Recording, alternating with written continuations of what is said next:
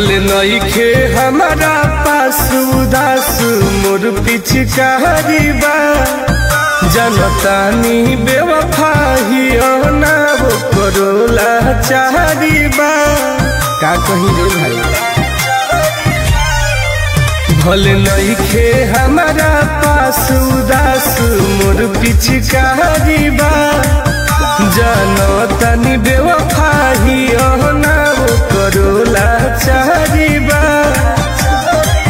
हालो रस का जरा के धोवत होई हरे हाथवे मेरा लेके रोवत होई पगली हमके जो हत होई हा होलिए में गम के बोझा ढोवत होई पगली हमके जो हत होई।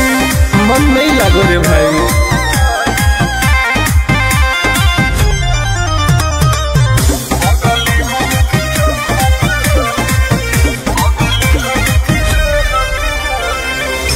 हर साल हमके बुलाए के भीरिया गल पर लगावत रहे ललकाय बीरिया बड़ी याद आवत रे।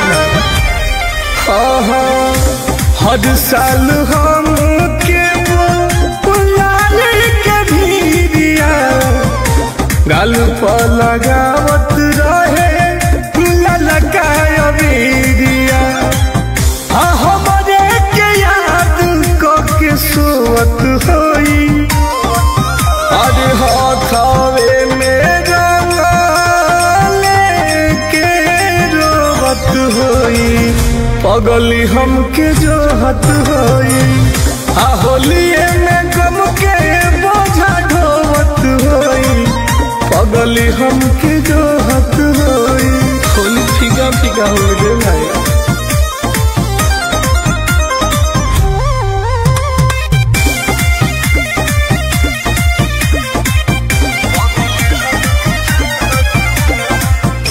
कैसे मनावत होई अपना मन के सपनों में खोजत होई धक्का धड़कन के बात हमार दिल कहत रे भाई। कैसे मनावत होई अपना मन के सपनों में खोजत होई धक्का धड़कन के टुन टुन बिटू के याद में खोवत होई हरे हाथवे मेरा लेके रोवत होई पगली हमके जो हत होई होलिए में गम के बोझा ढोवत होई पगली हमके जो हत होई। बड़ी परेशानी बानी रे दादा।